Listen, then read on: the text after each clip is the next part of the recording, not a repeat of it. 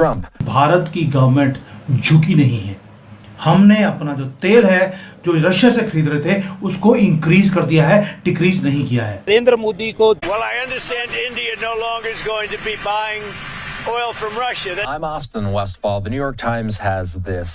India is saying that it will keep purchasing cheap oil from Russia despite a threat of penalties from President धमकाया गया, डराया गया, कभी पाकिस्तान की support ली गई, लेकिन फिर भी नरेंद्र मोदी नहीं डगमगाया।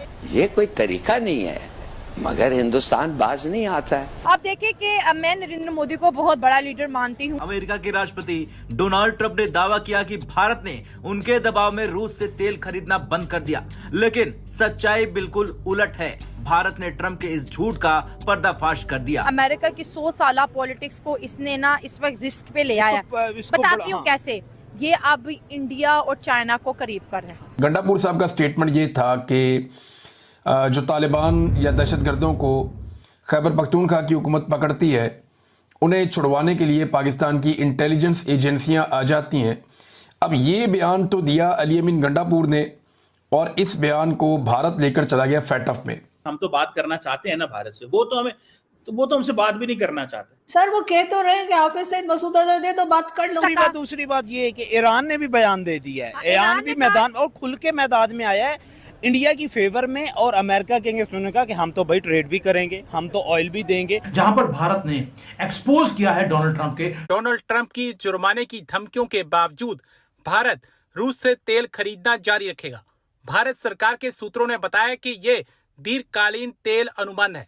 रातों रात खरीदारी बंद करना इतना आसान नहीं है। ट्रंप ने पिछले महीने ट्रूथ सोशल पर एक पोस्ट में संकेत दिया था कि रूसी हथियार और तेल खरीदने के लिए भारत को अतिरिक्त पेनल्टी का सामना करना पड़ेगा, लेकिन अमेरिका के साथ जारी टैरिफ वार के बीच रूस से तेल खरीद जारी रखने को भारत सरकार का करारा जवाब माना जा रहा है।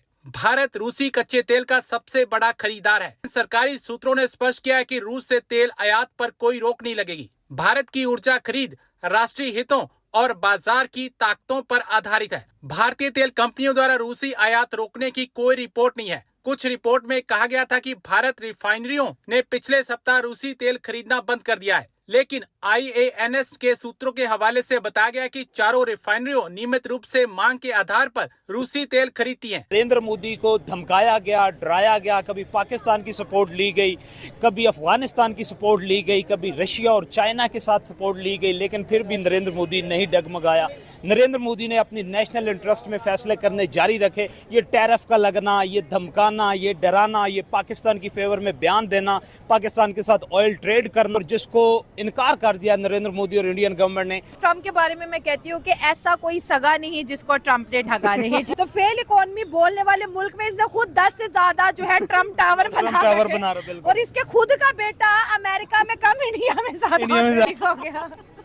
सो अभी देखें मतलब पाकिस्तान भी आगे, पाकिस्तान को भी ठगने जा रहा है। कोई भी सगा है तो ट्रम्प ने उसको ठगा है, ठीक है। और अभी बात करते हैं, जैसे आपने बोला कि ये एक बहुत ज्यादा आप कह रहे हैं कि स्ट्रॉन्ग रिप्लाई है इंडिया का। देखिए सबसे बड़ी बात यह है कि सुपर पावर को कि ट्रम्प को जब जेल में रखा गया था ना, उसके पीछे बहुत बड़ी वजह थी जो दुनिया को अब समझ आ गई है। और एक्चुअली ये वाइट कॉलर इंडियंस ही थे जिन्होंने ट्रम्प को सपोर्ट किया, सिर्फ इस वजह से कि ये कहता है I love India and I love Modi. और देखे मोदी भगत तो 100 करोड़ भारतीय हैं ही है, ठीक है। और अब जो है ये जिस तरह से एक्चुअली आप देखिएगा, मेरी बात आप नोट कर ले, ट्रम्प जो है वर्ल्ड की सबसे बड़ी करप्शन करने के लिए अमेरिका आया है, ठीक हो गया, करप्शन करने के लिए, वो भी ट्रम्प। यस, और ये दुनिया की इतनी बड़ी करप्शन होगी कि आज से पहले किसी ने नहीं की होगी। एलैबोरेट करें इसको। आप देखिए जिस तरह से इसको पहले कसिनो और दूसरे मामलात के अंदर किया, बिटकॉइन के अंदर, यस,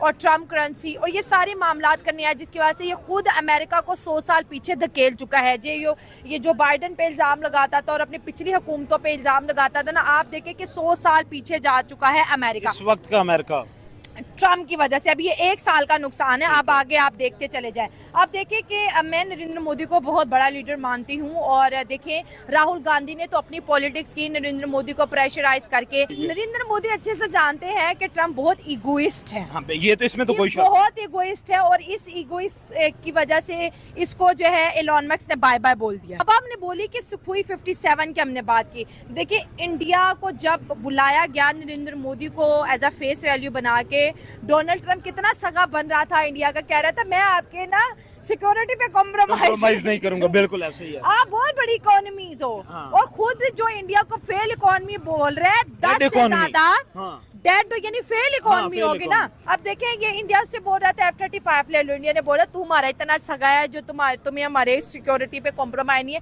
नरेंद्र मोदी ने बोला ठीक है हम इस पे सोचते हैं। ठीक है, एक क्वेश्चन कि इंडिया की मैंने 78 ईयर्स की हिस्ट्री देखी है। इंडिया ने कभी भी, आप ये कह लें कि अल्टीमेट या फाइनल वेपन कोई भी जो है वो इंडिया से नहीं खरीदा, अमेरिका से नहीं खरीदा।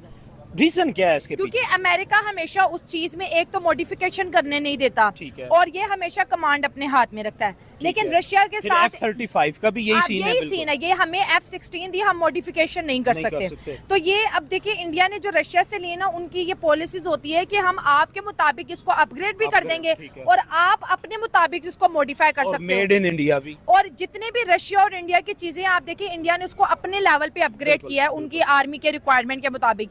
एक तो ये ऑप्शन अमेरिका नहीं देता। F-35 इंडिया ले भी लेता, लेकिन F-35 जो यूके ने लिया था वो 1 माह इंडिया के एयरपोर्ट पे जैम करा है। भाई अभी तो F-35 ने लड़ा ही नहीं किया, अफगानिस्तान में लड़ते रहे, जिनके पास एयर फोर्स ही नहीं थी काउंटर करने के लिए, तो वो कैसे ले। अभी देखिए राफेल पे बड़े क्वेश्चन है, हालांकि दुनिया मानती है कोई एक बेहतरीन तैयार है। ठीक है, अब वॉर के अंदर कुछ भी हालात हो सकते हैं। ठीक है, उनसे नहीं ऑपरेट हुआ या कोई टेक्निकल ग्लिच आ गया था, वो एक अलग मैटर जिसको इंडिया की एयरफोर्स देख रही है। ठीक है, तो F-35 के लिए प्रेशराइज करना। सबसे बड़ी मुझे लगता है ट्रम्प की बेवकूफ़ी ये है कि ये इंडिया को स्टॉप कर रहा है कि रशिया से आप तेल नहीं खरीदो, आप ईरान से नहीं खरीदो। भाई जो बाइडन नहीं कर सका। दूसरी बात ये है कि ईरान ने भी बयान दे दिया है। ईरान भी मैदान और खुल के मैदान में आया है इंडिया की फेवर में, और अमेरिका के अगेंस्ट उन्होंने कहा कि हम तो भाई ट्रेड भी करेंगे, हम तो ऑयल भी देंगे, और हमारा तो एक ट्रेड पार्टनर है, और इंडिया हमारा बेहतरीन ट्रेड पार्टनर है। अब देखिए आपने ईरान की मैसेज पे जा रही हूँ, ईरान की ट्वीट के अंदर एक लफ्ज़ यूज़ किया हुआ था उन्होंने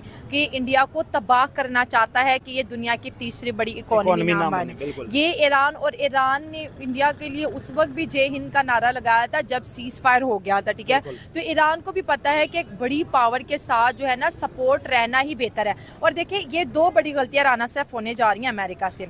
जो बाइडन से गलती ये हुई कि जो बाइडन की गलत पॉलिसीज की वजह से रशिया और चाइना ने हाथ मिला लिया। बिल्कुल। और अमेरिकन आज भी इस बात पे पिटते हैं। बिल्कुल। और अब ट्रम्प क्या कर रहा है? पॉलिसी का अभी उस पे एक बुक लिखी जा रही है, और उस बुक में जो मेजर पूरा एक चैप्टर है उसका failure of Biden policy, diplomatic policy की बात मैं करूं, ये उससे भी बड़ा ब्लंडर ये करने जा रहा है। इसमें भी बुक लिखी जाएगी भाई, इस पे तो पूरे पर्चे लिखे जाएंगे। पूरी सीरीज बनेगी। इस पे ये कर रहा है, ये इतना बेवकूफ किस्म का इंसान है। ये अमेरिका की 100 साल पॉलिटिक्स को इसने ना इस वक्त रिस्क पे ले आया। बताती हूँ कैसे। ये अब इंडिया और चाइना को करीब कर रहा है। हाँ बिल्कुल।